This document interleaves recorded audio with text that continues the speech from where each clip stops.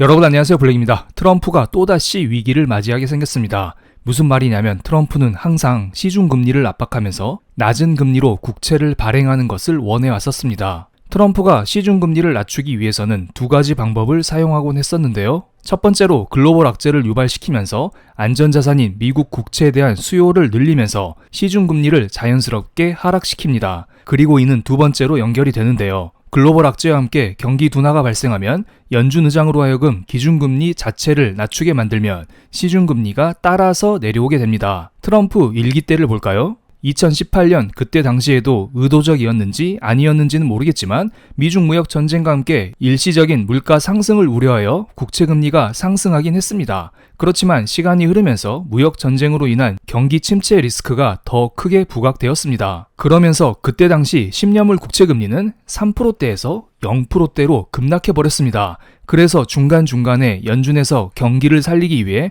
2019년에는 보험적 금리 인하라는 명목으로 기준금리를 3번 정도 내렸었고요. 이것으로도 경제가 살아나지 않자 2020년에는 코로나 위기와 함께 제로금리의 무제한 양적 완화까지 동원했었던 것이었습니다. 아마 트럼프는 이때 당시 코로나 위기까지는 생각하지는 않았겠죠. 적당히 중국을 때리면서 경기 둔화를 유발시키고 그러면서 연준에서 기준금리를 꾸준히 내려주는 것을 원했던 것이지 위기가 터지면서 경기가 급속도로 둔화되는 것까지는 원하지 않았을 것으로 보입니다. 그런데 경제라는 게 본인 마음대로 되나요? 그때 당시 미중 무역 전쟁과 함께 글로벌 경제의 기초 체력 자체가 약해져 있었고요. 여기에 코로나 바이러스가 침투하자 시장이 폭삭 주저앉은 것입니다. 코로나가 2020년에 터졌었죠. 그 이전 상황만 볼까요? 경기 둔화와 함께 10년물 기준으로 3%대에서 1.5%까지 국채금리를 낮춘 것도 엄청난 것이라고 보는데요. 아마 지금의 트럼프는 이때 당시의 느낌으로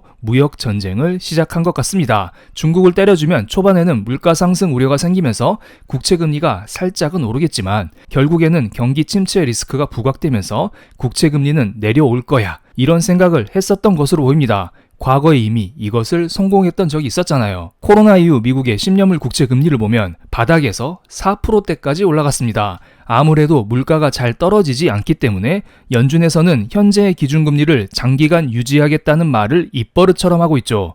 이런 구간에서는 국채금리가 떨어지기에는 쉽지 않습니다. 여기에서 네모 박스 친 트럼프 2기 때 부분만 확대해 보겠습니다. 작년 11월 5일 대선 이후 미국의 10년물 국채금리가 쭉 오르기 시작했는데요. 그러다가 금리 상승폭이 과도하다는 분석이 나오면서 국채금리가 다시 내려오기 시작했습니다. 오르락 내리락 지금까지 금리 흐름을 보면 그냥 횡보하고 있다는 생각이 듭니다. 크게 오르고 있지 않습니다. 다만 트럼프는 이것을 낮추려고 별의별 수단을 다 쓰고 있는데 생각보다 내려오진 않습니다. 그리고 4월달 상호 관세 부과 때를 볼까요? 트럼프가 상호 관세를 부과하자 미국의 국채금리가 위로 튀어버렸는데요. 사람들이 관세로 인하여 물가가 높게 유지되면 고금리의 장기화가 나타날 것이라는 판단하에 국채를 모두 매도하고 떠났다고 봅니다. 그런데 이것도 곧바로 진정되는 모습이 나왔습니다. 트럼프 당선 이후 국채금리의 상단이 4.8% 수준인데요. 관세를 부과했을 때 국채금리의 반등이 이것에는 택도 미치지 못했습니다. 어떠한 이슈가 나와도 결국 국채금리가 오르기에는 한계가 있어 보입니다. 그렇다면 트럼프의 뜻대로 되는 게 아닐까요? 트럼프가 원하는 국채금리가 내려가는 방향으로 흘러갈 것처럼 보입니다. 이것은 제가 지난주에 저의 네프콘에 정리드린 고용보고서에 대한 내용 일부분을 발췌한 것인데요. 그때 당시 시장에서는 고용보고서가 잘 나왔다면서 증시가 함께 올랐었는데요. 실제로 고용보고서의 내용을 보면 고용이 그렇게 좋지 않았습니다. 비농업 부문 고용지수를 보면 이전 수치를 하향 조정시켜 버렸었고요.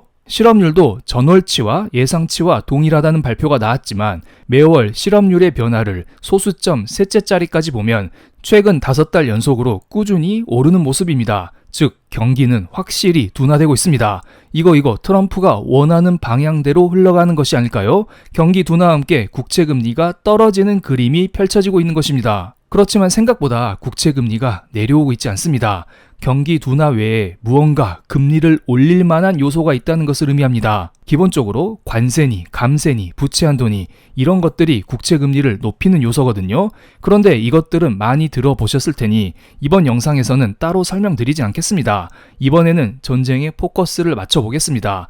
13일의 금요일에 갑자기 이스라엘이 이란을 공격하면서 중동 전쟁이 시작되었죠. 이란과 이스라엘 사이에는 이라크, 시리아, 요르단 여러 나라들이 있기 때문에 지상전까지 이어질 가능성은 낮아 보이지만 어쨌든 전쟁의 방아쇠는 이미 당겨졌습니다. 여기에 많은 말들이 있는데요. 미국은 이에 대해 미국과 협의 없이 독자적으로 이루어진 것이라고 선을 딱 그었는데요. 이게 사실이라면 이스라엘이 미국과의 공조에서 이탈하여 독자적으로 공격을 했다고 볼 수 있겠고요. 그게 아니면 미국이 뒤에서 조종을 다 해놓고 본인은 슬쩍 빠지는 전략일 수도 있겠습니다.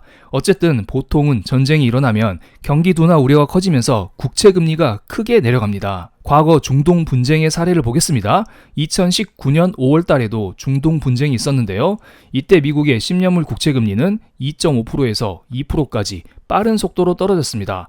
그만큼 시장에서는 경기 침체 리스크로 인하여 안전자산 선호 현상이 강해지면서 국채 금리가 크게 떨어졌다고 보시면 됩니다. 그런데 지금은 그렇지 않죠? 말씀드렸던 대로 관세, 감세, 부채 한도 이런 리스크가 크게 작용하면서 국채 금리를 위로 올리고 있습니다. 그리고 여기에 추가적으로 물가가 큰 악재로 자리 잡고 있다고 봅니다. 최근 25년간 미국의 소비자 물가 지수를 보면 특징이 몇 개 있습니다. 먼저 물가는 항상 고점을 찍은 이후 0% 부근까지 떨어졌었다가 다시 고점을 찍고 다시 0% 부근까지 떨어졌었다가 이것을 지속적으로 반복해 왔었습니다. 그리고 2022년에 물가가 9.1%까지 올랐었는데요.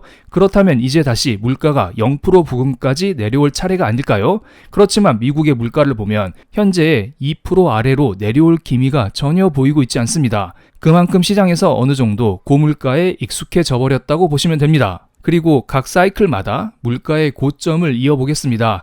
지금까지는 항상 물가의 고점이 낮아지고 있었습니다. 그러니까 전 세계적으로 디플레이션 리스크가 커지고 로봇과 인공지능 같은 생산량이 증대되면서 물가 상승에 대한 우려가 점점 낮아지고 있었는데요. 그렇지만 코로나 이후 무언가 문제가 터지면서 갑자기 물가의 고점이 높아진 것입니다. 즉 우리는 이전과 다른 사이클에 접어들었다고 보시면 됩니다. 그런데 이전과 다른 사이클에서 갑자기 중동 전쟁이 터지면서 국제 유가가 위로 튀어버린 것인데요. JP모건에서는 국제유가가 130달러까지 오를 수 있다는 전망을 했고 만약에 JP모건의 전망대로 국제유가가 130달러까지 올라가면 미국의 소비자 물가지수가 3.9%까지 오를 수 있다는 전망을 했습니다. 파란색이 미국의 소비자 물가 지수이고요. 회색이 미국의 기준금리입니다. 이 둘은 거의 함께 움직입니다. 물가가 오르면 연준은 금리를 인상하면서 이것을 잡아왔었고요. 경기 둔화와 함께 물가가 떨어지면 연준은 기준금리를 인하하면서 이것을 다시 끄집어 올려왔었습니다. 그렇지만 코로나 이후 흐름은 매우 다릅니다. 연준은 매우 느리게 행동하고 있는데요. 2020년 이후의 상황을 자세히 볼까요? 이번에도 파란색이 소비자 물가지수 차트이고요. 회색이 미국의 기준금리 차트입니다. 물가가 저점을 찍고 상승했었을 때에도 파월은 이것을 일시적이라고 치부하면서 금리 인상을 미뤄왔었죠. 그래서 일시적 파월이라는 오명을 뒤집어 써버렸습니다. 그리고 2022년에 이미 물가가 피크를 치고 떨어지고 있었음에도 불구하고 파월은 이로부터 2년이나 지난 이후에 금리 인하를 시작했습니다.